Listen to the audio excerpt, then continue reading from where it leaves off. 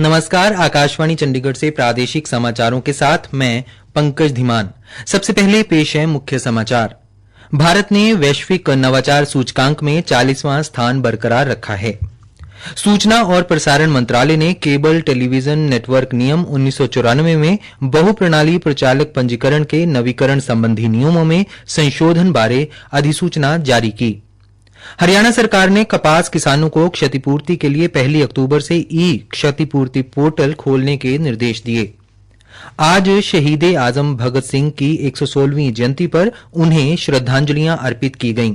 प्रधानमंत्री ने कहा कि उनका बलिदान आने वाली पीढ़ियों को प्रेरित करता रहेगा। और आज देश भर में ईद और अनंत चतुर्दशी का त्योहार श्रद्धा व हर्षोल्लास के साथ मनाया गया। अब समाचार विस्तार से। नीति आयोग ने बताया कि वैश्विक नवाचार सूचकांक में शामिल 132 देशों की अर्थव्यवस्था में भारत का 40वां स्थान बरकरार है। यह रैंकिंग विश्व बौद्धिक संपदा संगठन ने जारी की है। नीति आयोग ने बताया कि पिछले कई वर्षों से वैश्विक नवाचार सूचकांक में भारत की बढ़त बनी हुई है। 2015 में भारत का 81वां रैंक था, जो 2023 में 40वां हो गया। नीति आयोग ने बताया कि ज्ञान की पूंजी और प्रभावी स्टार्टअप प्रणाली तथा सरकारी और निजी अनुसंधान संगठनों के उल्लेखनीय कार्यों ने वैश्विक नवाचार सूचकांक में भारत की स्थिति में सुधार किया है। आयोग ने कहा कि अटल नवाचार मिशन ने भी इसमें बड़ी भूमिका निभाई है। सूचना और प्रसारण मंत्रालय ने केबल टेलीविजन नेटवर्क नियम 1994 में मुख्य संशोधन किए हैं। मंत्रालय ने कल बहुप्रणाली प्रचालक पंजीकरणों के नवीकरण के लिए नियमों में संशोधन करने वाली एक कार्य प्रणाली की अधिसूचना जारी की। केबल प्रचालकों द्वारा मूलभूत संरचना साझा करने के नियमों में एक प्रावधान किया गया है, जिसमें ब्रॉडबैंड सर्विस प्रदाता अंतिम छोर तक इंटरनेट की पहुंच को बढ़ावा देंगे।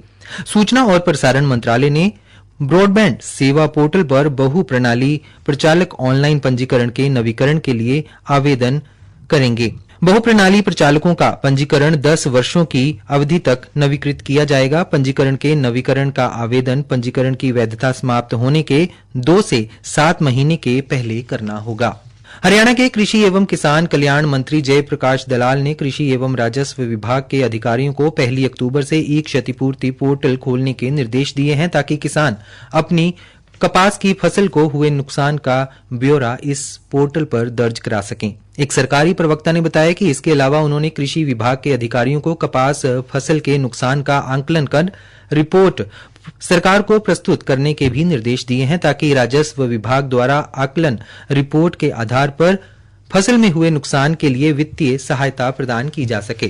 कृषि मंत्री ने अधिकारियों को कपास में गुलाबी सुंडी के प्रकोप से हुए नुकसान की भरपाई के लिए हर गांव में कपास फसल के लिए फसल कटाई प्रयोगों को दोगुना करते हुए 4 से 8 करने के भी निर्देश दिए हैं, ताकि नुकसान का सटीक आंकलन किया जा सके। उन्होंने कहा कि प्रयोगों की वीडियोग्राफी भी की जाए। प्रवक्ता ने बताया कि जिला अंबाला, करनाल, सोनीपत, हिसार, जींद, महेंद्रगढ़ व गुरुग्राम में जिन किसानों का प्रधानमंत्री फसल बीमा योजना के तहत फसल बीमा नहीं हुआ, उनके लिए राज्य सरकार द्वारा कपास की फसल के लिए हरियाणा फसल सुरक्षा योजना को शुरू किया गया है। इसके तहत किसान 30 सितंबर 2023 तक कृषि विभाग की वेबसाइट पर अपनी कपास की फसल का पंजीकरण मामूली शुल्क अदा कर फसल को सुरक्षित कर सकते हैं। आकाशवाणी चंडीगढ़ के समाचार सेवा प्रभाग द्वारा मेरी माटी मेरा देश अभियान के तहत अमृतकाल में शुरू की गई प्रश्नोत्तरी प्रतियोगिता का आज का प्रश्न है, यह किस क्रांतिकारी ने कहा कि तर्क किए बिना किसी भी बात को आंख मूंद कर मान लेना भी एक प्रकार की गुलामी है। प्रश्न एक बार फिर, यह किस क्रांतिकारी ने कहा है कि तर्क किए बिना किसी भी बात को आंख मूंद कर मान लेना भी एक प्रकार की गुलामी है। अपने उत्तर newsaircht@gmail.com पर तुरंत मेल करें।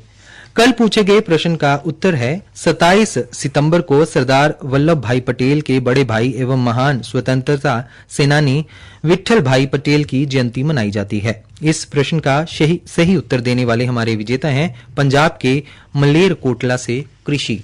प्रादेशिक समाचार आकाशवाणी चंडीगढ़ से प्रसारित किए जा रहे हैं। आज शहीद आजम भगत सिंह को उनकी 116वीं जयंती पर श्रद्धांजलि अर्पित की गई।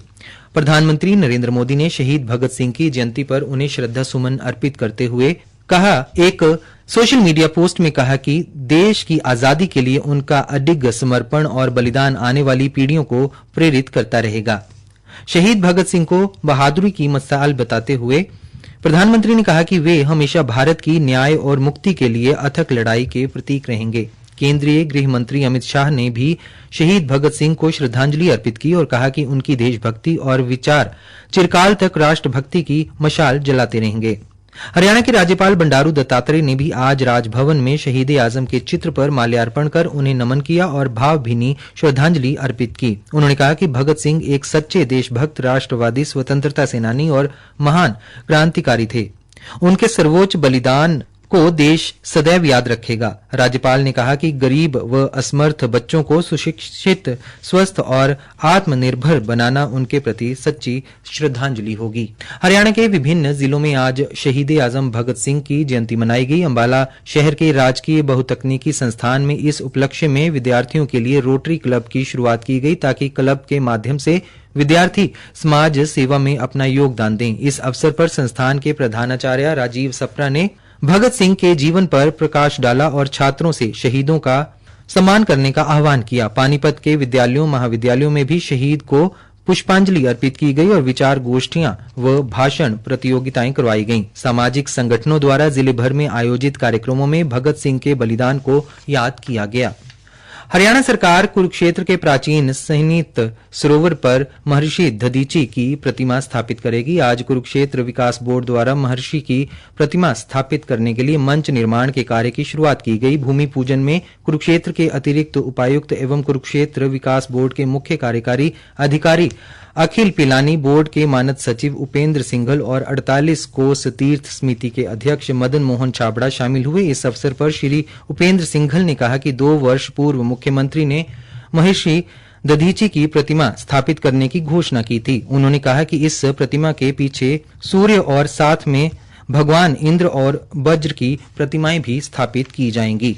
हरियाणा विकास एवं पंचायत मंत्री देवेंद्र सिंह बबली ने आज सिरसा के विभिन्न गांवों जोगीवाला, कागदाना, तरकावाली, नाथुसरी, कलां, रंधावा व जमाल आदि गांवों का दौरा कर 17 करोड़ 75 लाख से अधिक रुपए की लागत वाले 8 विकास कार्यों का उद्घाटन व शिलान्यास किया। पंचायत राज्य मंत्री ने ग्रामीणों से संवाद किया और उनकी समस्याएं सुनी। श्री बबली ने कहा कि हरियाणा सरकार की सोच है कि गांवों का विकास शहरों की तर्ज पर हो।